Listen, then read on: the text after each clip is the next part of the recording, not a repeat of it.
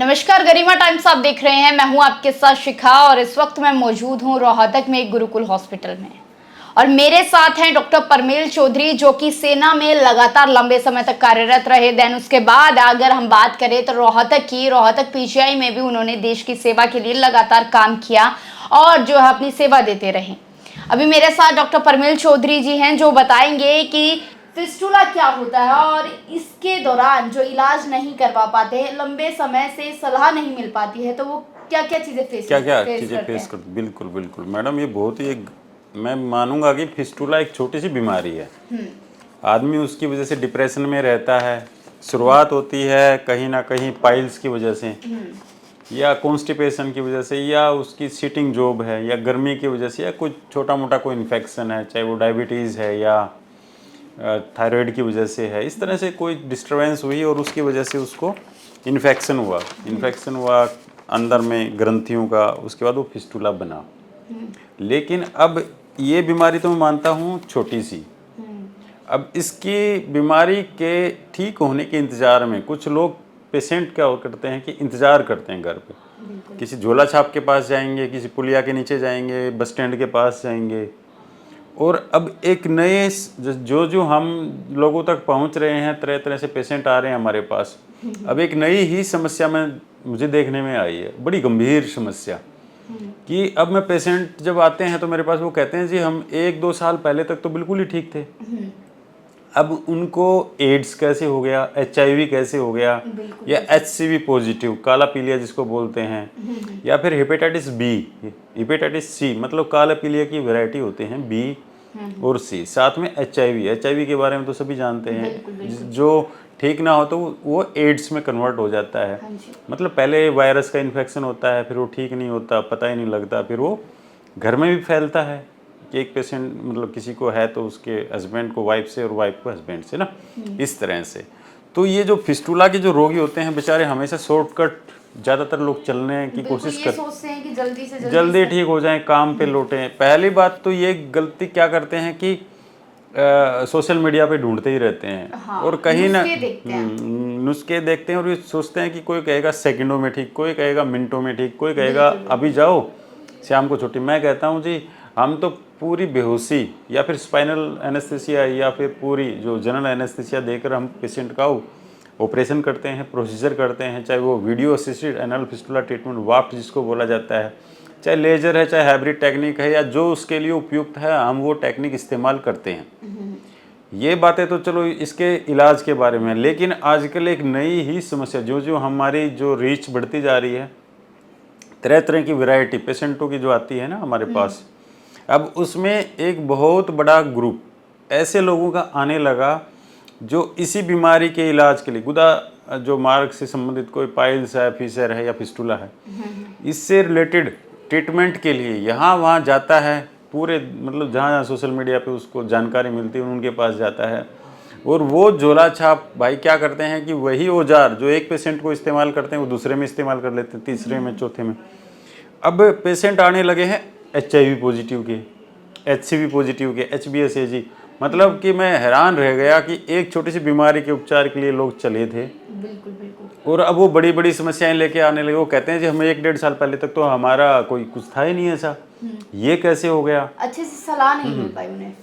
अरे नहीं, सलाह तो चलो, मतलब कहने का ये मतलब है कि जैसे वो चले तो थे इलाज एक बीमारी, छोटी मोटी किसी बीमारी के उपचार के लिए। अब बीमारी उसमें उन्होंने पकड़ ली कोई दूसरी। अब वो दूसरी कौन सी बीमारी पकड़ ली, मैंने बताया ना, ये वायरल जो इन्फेक्शन होते हैं कुछ, और वो आए कहाँ से, अब ये जानने का विषय है। मैं तो ये कहूँगा कि गवर्नमेंट को भी इसमें इंटरफेयर करना चाहिए कि इस तरह से आप किसी को भी कहीं भी परोस नहीं सकते हैं, है ना, कि भाई आप कहीं भी जाओ अपना इलाज कराते रहो, सोशल मीडिया पे दिखाते रहो। जो क्वैक्स होते हैं उनके पास किसी भी तरह की स्टेरिलिटी, मतलब उनको यही नहीं पता कि उनको स्टाइल कैसे करना है।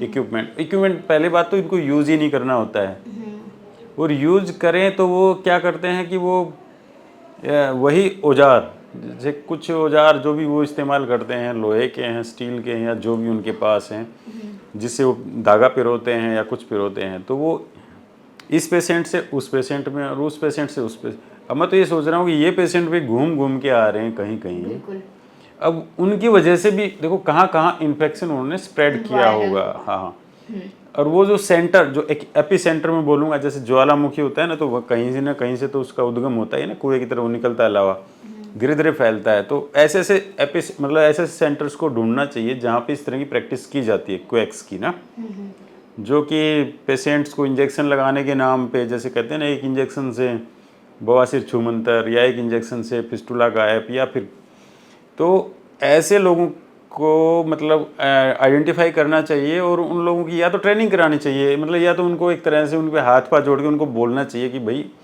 आप इस तरह की कार्रवाई मत कीजिए, इससे ये इन्फेक्शन लोगों में फैल रहे हैं। बिल्कुल बिल्कुल। बीमारी ठीक होगी नहीं होगी वो तो बाद की बात है। हाँ जी। कम से कम मरीज के साथ ऐसे तो ना करे कि उसके लाइफ पार्टनर जो उसके साथ हस्बैंड है, वाइफ है, उनको भी इस तरह का इन्फेक्शन हो जाए। तो गुरुकुल हॉस्पिटल में भी इस तरह के पेशेंट आने लगे हैं? जी, जब भी तो मुझे पता लगा ना, पहले तो हम जैसे पीजीआई में थे या फौज में थे तब तो एक अलग स्टोरी थी, लेकिन अब मैं देखने, जब से मैं प्राइवेट प्रैक्टिस में, हम इस तरह से प्राइवेट प्रैक्टिस में जब से आए हैं खुद का हॉस्पिटल में, तब से एक नई ही कहानी नज़र आ रही है। क्योंकि जब से हम सोशल मीडिया में हम गए हैं, हमने इंटरव्यू दिए हैं इस बीमारी से संबंधित, तो एक नई बीमारियाँ ही आने लगी।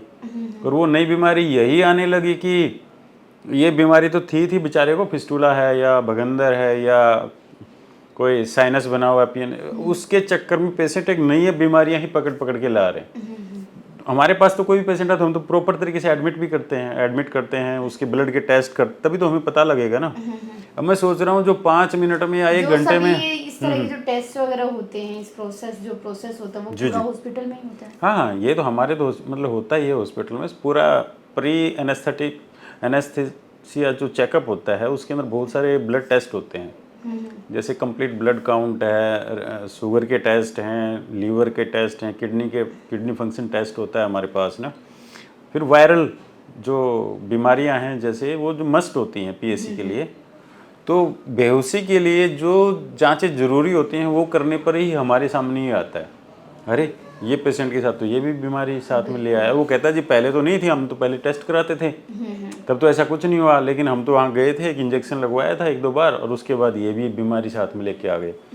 तो मेरा सभी से यही रिक्वेस्ट है कि जहाँ भी आप अपना इलाज कराते हैं, जिस भी स्टेट में हैं, जिस भी देश में हैं, तो कम से कम ऐसा कोई प्रोसीजर जिसको आप बोलते हो ना सेकंडों वाला, मिनटों वाला या घंटे वाला, उस प्रोसीजर में आप पहले भी वो अपना वायरल जो मार्कर होते हैं हमारे, जो वो ज़रूर टेस्ट कराइए और बाद में भी करा लीजिए।